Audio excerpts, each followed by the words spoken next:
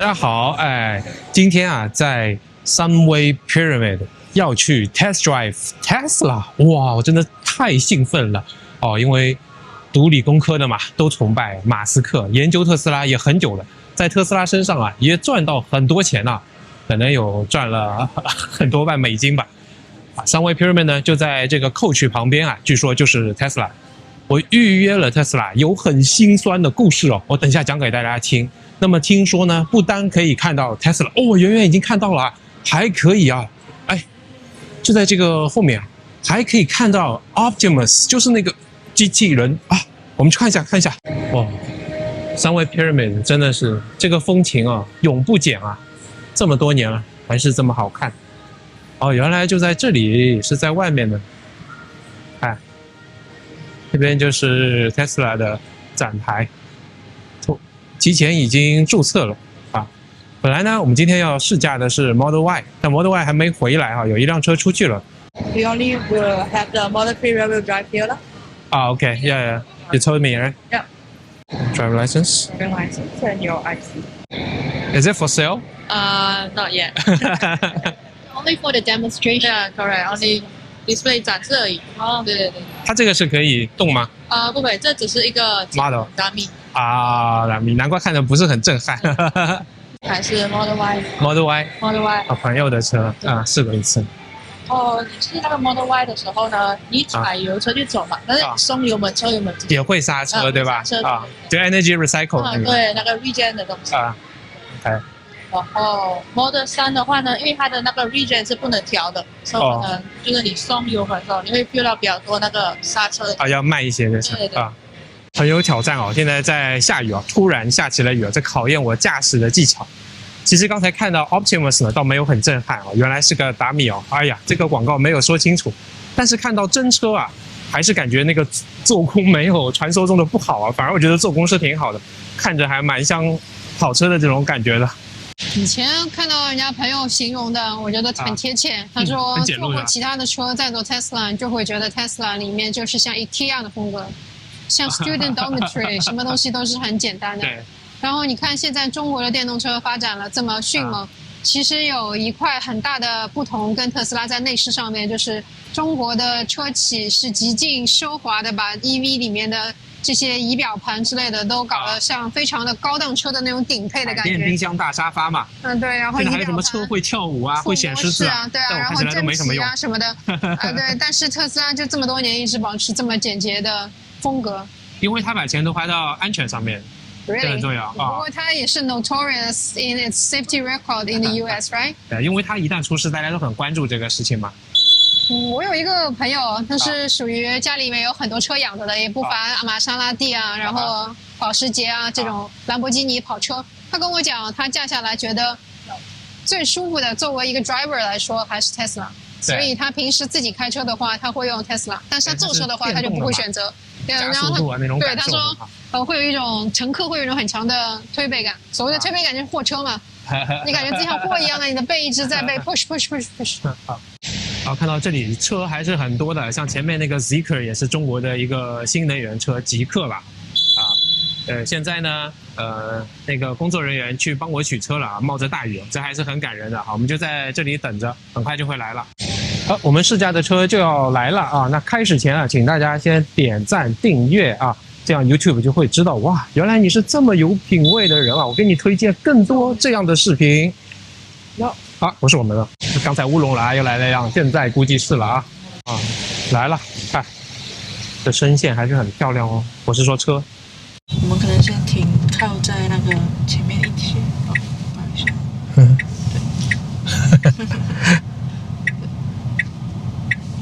就可以停在前面前面一些的地方。对。那它转向灯在哪里啊？转向灯在方向盘上面。首先找不到转向灯。现在我先帮你把车放进 P，然后你可以先调一下您的椅子在你椅子的右手边。好，我觉得差不多。没问题。然后呢，我们可以调一下方向盘的那个高度。在这里。然后你会用你这个左边的滚轮滑动，对。如果说你想要那个方向盘进跟出的话呢，你可以把那个滚轮推去左边，对。就出来了，推去右边就是进去，对，就可以完全客制化。然后呢，就是镜子，就是旁边的镜子，就是左边这个 OK 吗？OK 的。OK， 那右边的呢？差不多 OK。哦。对，它可以 save 大概8到10个 profile。哦，它是就是有转向灯，然后同时又会右边的 camera 会出来。会出来。OK。然后呢，其实这是旧款的了，因为现在新款的 Model 3全部都会有那个支撑杆，就是那个转向杆。对，转向杆的。对，就是驾驶模式的话，就是我们没得调，所以当你踩油车就走嘛，但是当你松油车就会停。那刚刚你也有感受到。好，然后我们怎么换那个换牙呢？就是在这里，你可以踩看你的brake 刹车，然后在这里，如果你往上滑，就是它就会进 D。对 drive。如果说你往下滑，就是 R reverse。如果你按一次中针，就是 Park P。OK。对，这个就是你怎么换 gear 在这里。但很多人觉得这样很麻烦，就可以开这个叫 Auto Shift 的 Auto Shift， 就是说它自动帮你换挡。对，你可以现在又踩多一次你的 brake， 就是松了再踩过。就跟那个 Auto Hold 差不多那种。对，你再踩多一次，对，那它就会自动帮你换挡进 reverse， 因为它 detect 你跟前面对，所以现在你就算你松刹车，车也不会走的，你是踩油门车才会走。OK， 就可以 reverse 了。我们等那车过了可以 reverse， 就可以出去了。对，然后女士，你刚才问我那个内饰，就是如果加钱什么的，对吧？它是加钱的话，如果你加5000块，就可以换成白内饰。对，但是他们会长一模一样，然后完全里面的功能也是全部一样的。会像那种中国的 EV car 那种驾驶到这边弄了钱没有，对，就加什么电冰箱那种是没有的。对。我觉得我要让大家看一下这个。这边还是在马来西亚第一次看到这种玻璃天顶的。对。那它遮阳的话是就这个样子吗？就是这个样子，对。所以呢，如果说在马来西亚因为比较热嘛，是啊，对啊，所以就建议你们再 extra tint 多一层那个黑的那个 tint film 这样OK， 不然的话会很晒。会很晒吗？所以你看，确实就是比较简洁，但我觉得还蛮好，因为摸上去的时候，你感觉很快就是去驾驶，没有其他干扰你的东西。要按来按去。我的感受反而是比较好的，你觉得？就是这个是一个大的问题啊，就是你在其他国家你会觉得这是全景天窗，是属于顶配的车才有嘛。但你在马来西亚就考虑到可能太阳比较强烈，对天气因素。今天如果天气比较好的话，会不会就很晒很热？对还有就是不只有那个 tinted film， 如果说你还是觉得很烦很亮啊，还是就是你讨厌这雨滴啊，你可以直接买那种一片的遮阳的那种帘，就一片直接盖上去的。对，看一下。这还有一个屏幕后面。是调它的这个 Aircom 的是吗？可以调 Aircom， 然后也可以玩游戏，然后听音乐，然后也可以就是看戏。那我可以看一下这个，我看一下。这是什么电池储物空间了？这个。这里还有多一个储物空间。这个很大，我觉得这边很大。然后前盖里面也是可以放一些，对吧？好的。该有的都有了。这是 wireless charging 吧？这是我们公司做的。你公司做的？之前做 IC 的我们公司。那个自动驾驶的就是呢，它只可以有那个 assisted driving， 就你的手还是要在方向盘，就你不能完全不管，就那种完全无人驾驶是还不允许的，在马来西亚。但是跟车也不行吗？跟车能，但手可以也不能放开吗？手还是一只手需要在方向盘。supervised 的。对 supervised。它这个车有什么自动停车功能吗？自动停车有的，就是它帮你泊车，但是呢，那个是一个16000的配套，需要 additional top up。就所有的 autopilot。对，就是如果你要那个自动泊车了，如果只是自动跟车，那个是免费的。我们直走吧。哇，很爽哎。就是直走而已，前面你可以靠右。其实这样按的话，手都不需要怎么很多动，对，你就可以驾的。太多那个负面的评价这个真的习惯，所以我就改成那个。但是因为很多人都太难改变习惯了，我觉得这样很好啊，非常 straightforward， 就是你手都完全不需要动就可以。而且你发现吗？它是那个 smart signal， 就是说你割完链后，它会自动关闭那个 signal， 就你不需要再去按多一次关闭。是。现在大马的话，家里可以装这个 charger 吗？可以的。只是要看您是住 landed 还是住那种 condo 呢？condo 对。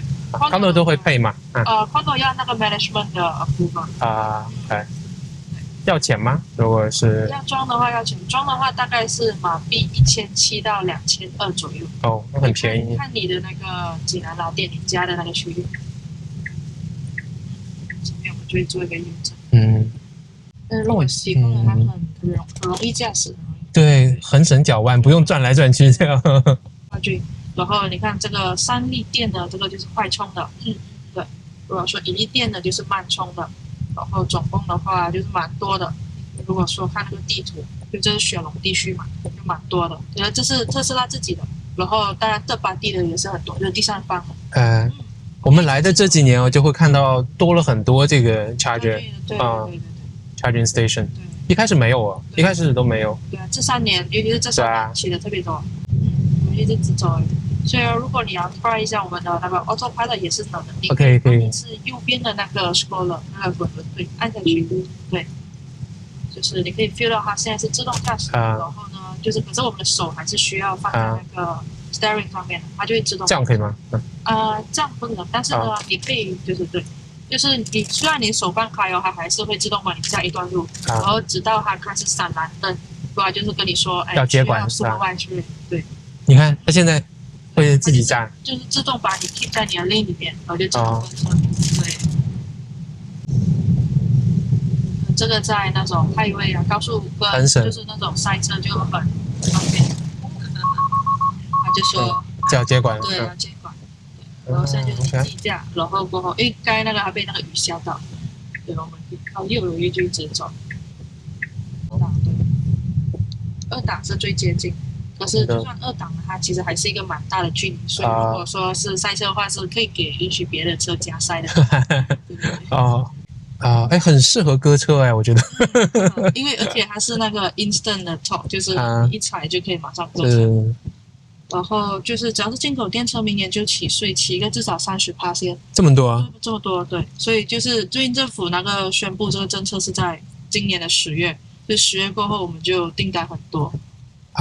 但它也算是进口的是吧？因为现在没有 CDK。对，它就全部都是从上海运过来。都是上海的。对。然后因为上海运过来也要时间嘛，然后也其实以往的话呢，是你们可以客制化你们的车，然后大概一个2-3个月左右，你们就会拿到你们的车。你说26年10月以后吗？不是，今年10月。那已经过了。对，就是只要你的车是在12月31号之前 register under JPJ， 就是我们马来西亚入税局入税局，你就不用还税。对，所以现在还是赶得及的。那明年生意不就会受到影响？明年会受到影响，会起30%，很多对，因为如果车就180千，30% 就60，不得了，很多的。今年10月，对，10月初12月之前。对。所以谁说大马很慢？我觉得收钱的都很快啊。对，什么？这里 U-turn。其实一开始就是2022年的时候，政府就说以后呢一定会收税了，那每个人都没在意嘛，就说一定会 extend， 结果就今年10月就已经落实了，就是一定会起这个税。哇，这速度很快。这个车虽然小，但是坐在里面没有感觉很小。这里你觉得后面小吗？我们这里转右，就回到上。奇怪这是一个 learning， 就是没有觉得很小好的，谢谢你。你不能给他一个 instruction 让他自己去。其实是可以用那个 summon 的，但是 summon 呢，我可以就是 summon 它向前，但是因为这里有弯嘛，弯的话它就不是那么的准确，在马来西亚。对。forward。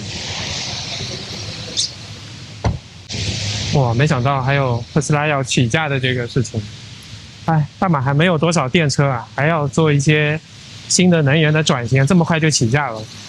可能开得比较慢吧，所以没有感受到什么很强烈的推背感。就是它可以有推背感，但是你不一定要把它展现出来，就是因为如果你嘣的一下的话，就有推背感了。关键就是要看这个司机的素质了。对。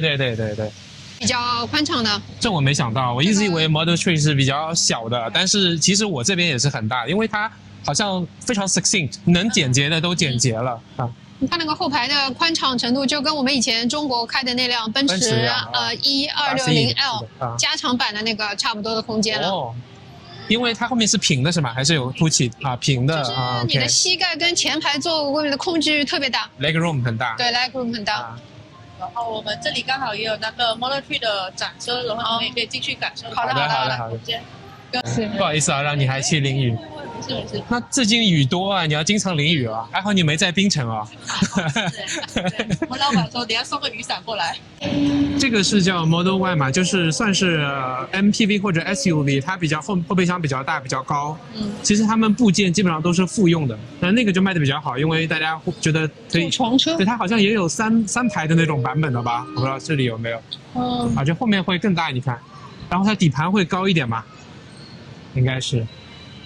这两个在中国都卖的特别好，一开始是这个，然后这个出来大家就买这个，因为中国这种车型也是卖的很好，大码也是 SUV 更多，我觉得。我是看到有不少博主把这辆车作为这个床车，因为后排放下来，然后现在在放，别人在放下来，你看。放下来以后，你看，哇，一键就下来。就是可以买一个垫子 mattress， 然后在这边就可以睡下来。买个 mattress 啊，千万不要找 mistress。应该是新款的 Model Y 吧，我觉得你看它的尾灯啊，还有这个屁股都更加运动型，就是很好看，很好看。而且它那个靠背就是尾部很好看，就是以前好像不是这样。以前是2个大圆灯的。OK。那它这个充电的成本大概是充满的话，对，如果说你是去特斯拉自己的慢充的话呢，那是 free for 全部特斯拉 user。哦，这样子。OK。你是去特斯拉快充，就大概30分钟就好，就从20%到100%。啊。对，那个的话大概就要一个40多块到50令吉。40-50令吉可以开多久呢？对，100% 就能开520km。520。那跟那个加满油差不多。对。可是只要40啊，比油省钱一点，也没有外国人要贵一些吧？没有，就像在打油不是2.6块吗？我们现在，OK， 它的 insurance 会不会便宜一些？电车 insurance 不会便宜一点，反而会比较贵一些。反而贵一些。对 ，OK。但是不是因为它是电车，是因为我们特斯拉很多这些玻璃嘛，那种 windscreen 啊跟那个 top 啊，很多人都会选择再加一个，那就是上面这边大概是一个7000块钱。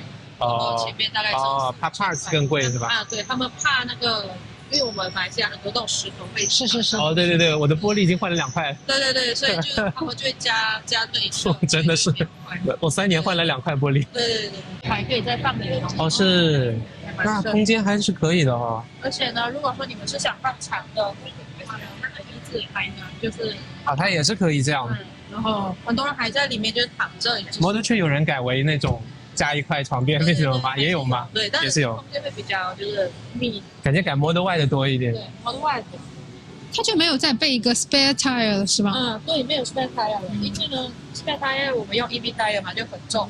如果说你放一个 spare tire 在车里面呢，它会影响那个续航，因为车是重的。哦。然后我们的那个 app 里面就是 Tesla 的 APP 哦，它是有那个客服的。就是说今天真的爆开的话，然后你可以联系那个客服马上会锁定你的车，然后 send nearest support。对，有这个 service。你有这个 service。开了。还是有一个空间给你放物品。可以放一个小的行李。对，而且呢，它是我们以前不是有需要那种支撑杆，然后把它吊上来，它就直接里面已经有那个支撑的东西。其实它考虑的还是很细致的。而且这个就是那个加外包后面的那种雨刮水。OK。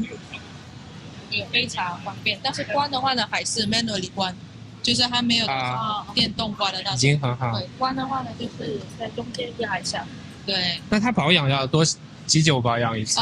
我们是完全没有那种 service interval 的，就是不是有些车它会说，对，有些车不是要什么10,000 km 就要回来。我就是每6个月，但我其实开不了6个月就到1万公里了就要换。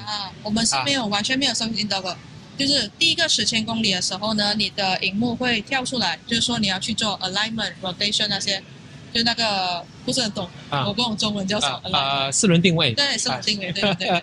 然后呢，这是第一个，然后就没有了。然后你平时的 maintenance 就是你的换轮胎啊，然后换 wiper。轮胎很久了，要3万公里、4万公里。没有错。就是那很省心啊。对，很省心，就不因为没有什么。我不知道啊，这是我第3个 surprise， 都不需要 maintenance。对，完全没有 maintenance， 就很方便啦。那现在买的这个，它的hardware 支持未来如果有 FSD 吗？会的，就是因为我们这些 FSD 或者这些 enhanced autopilot 呢，都是这种 software 来的，所以当你付钱的时候，我们就会开通那个 software update 给你，然后你就可以直接download 那个 package， 你就可以用 FSD 了。就买那个16,000的那个就可以。16,000是 enhanced，FSD 会32,000。对，但因为 FSD 还没在马来西亚approve 吧，就是它可以先买。可以先买，你就会成为第一批享用那个 FSD 的人。但是也可以建议你，就是如果 FSD 以后在马来西亚开通了，你才去选择付那个32,000因为那个可以 subscribe。对，那种我们马来西亚应该不是少数，我们是 one off 制，就是直接一次 one shot 32,000，然后就一直都有。我听说是越早买越好，因为未来会越来越贵。对，这个就不知道了，对，OK， 这个还不清楚。跟那个未来全自动驾驶，你会比传统的这种电车要轻多少？它的重量？其实应该没有说轻多少，因为这个大概是1.6、1.7吨。那它不轻了，不轻的，对，因为它的电池比较重嘛，可能对。很不错。然后那个字也是变成黑色的，对，这很好看。然后我们马来西亚用的是这个 EV 车牌，就是这个白色的，这种是政府一定规定一定要用。总共再看一下价格。4个款，对，这4个款的区别在于，只要是 rear drive 就后轮驱动嘛，后轮驱动的就只有一个摩托，一个摩托在后面，所以就后轮驱动。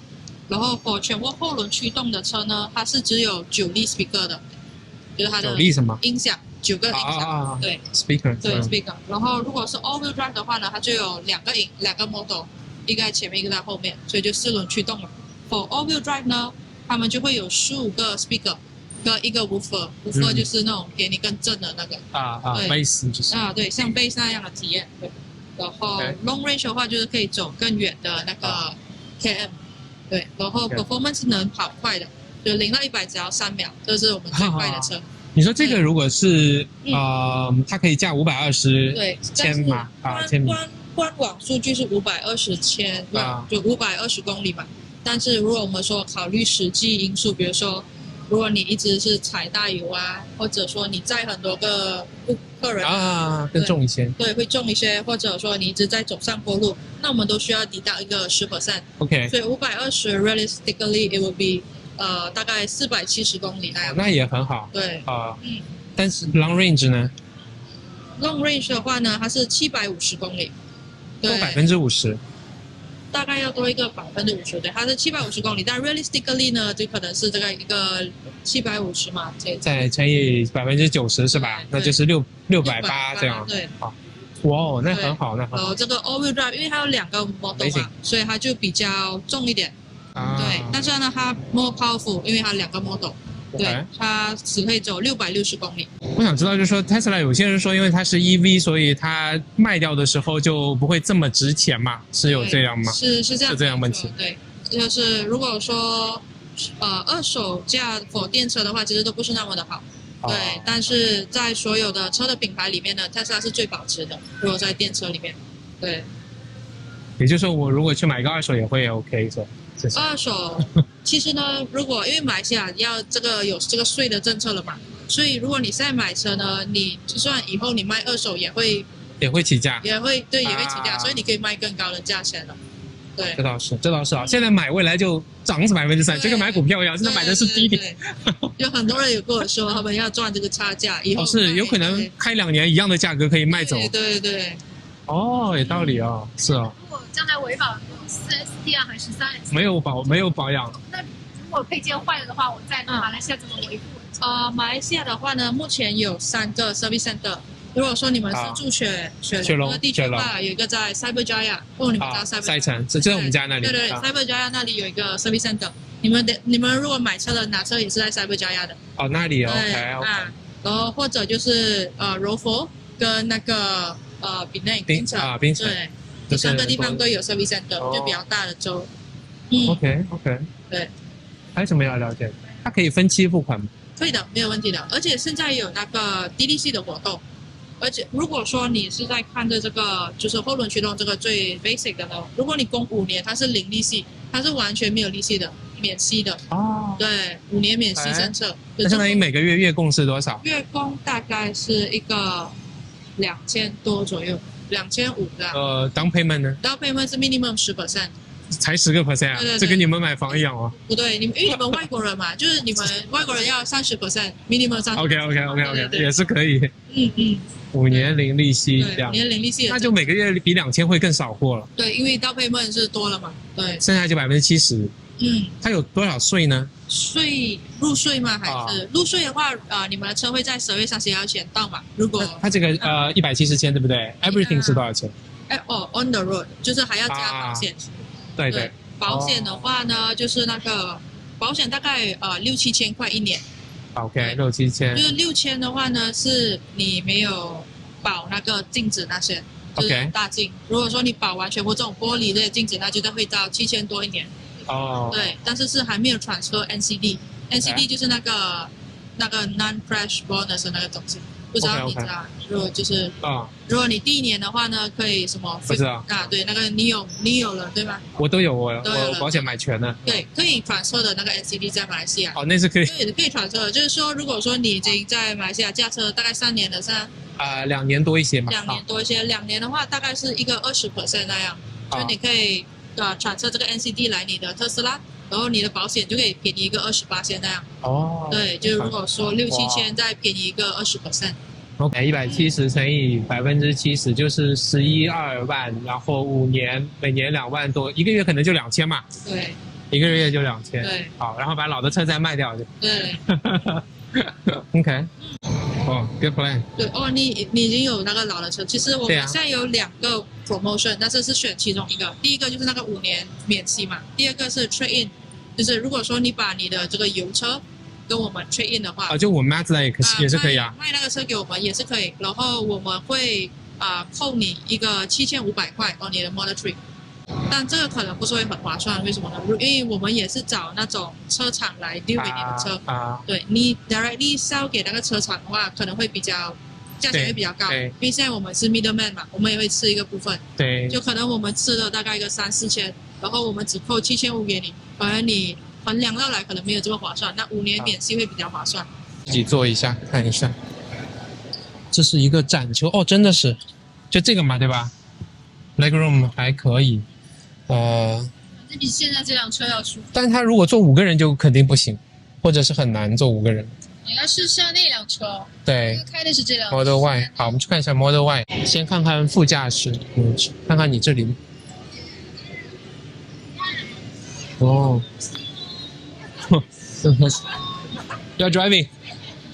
driving very fast. OK。真的去到一个很乡村的地方，完全没有充电站的，你就可以用这种。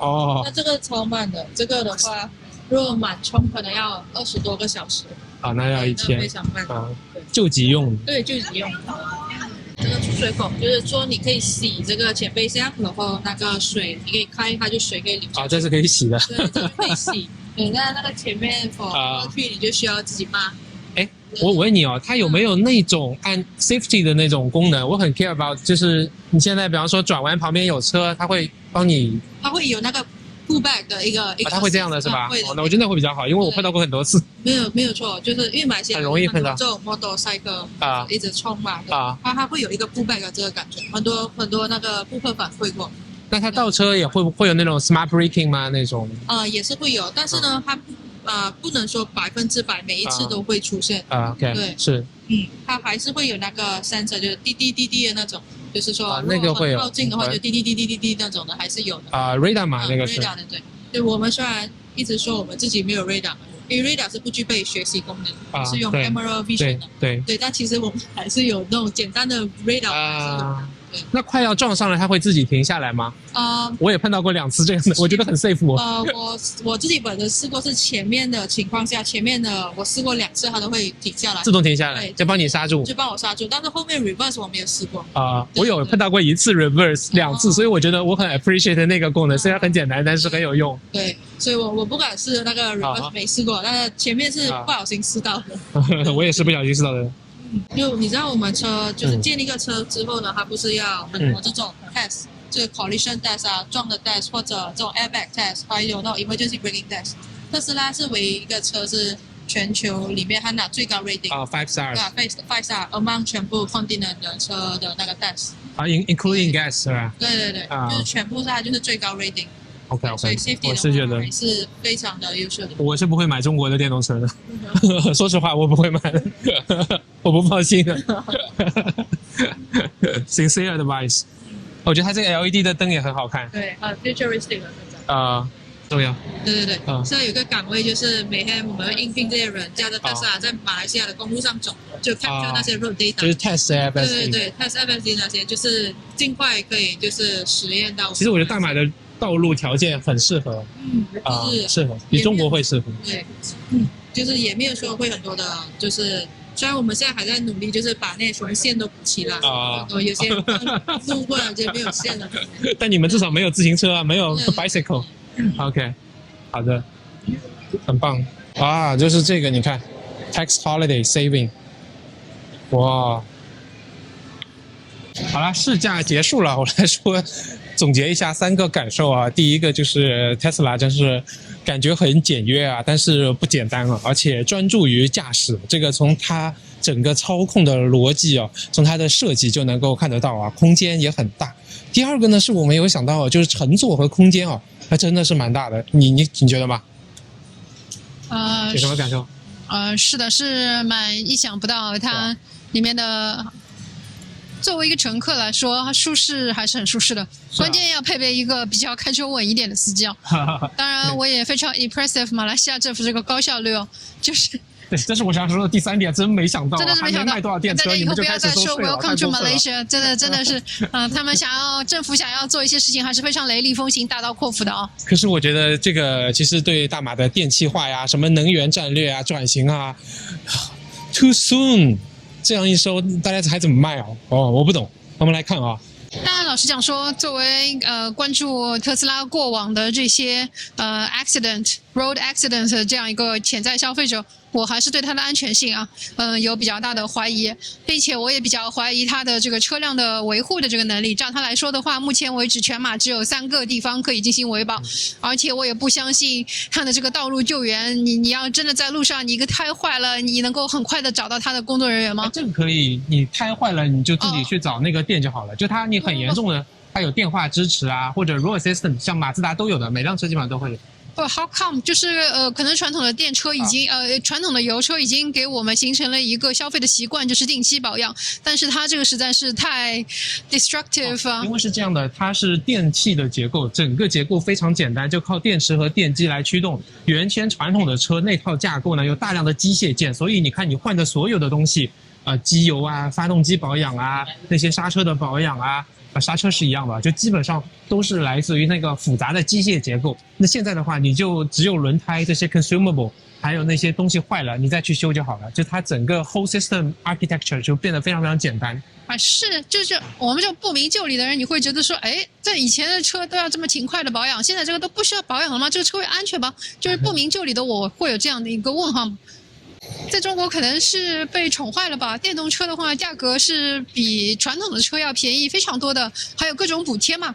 你在这边，你就会发现说，哇，这个好像跟一般的车比一般车还贵了，我干嘛要买呢？现在涨价的话，相当于就是打7折，对吧？像股票一样的，知道明年会涨，现在的价格就是只有7折的价格。所以 anyway 啦，就心里面还是有点打鼓了。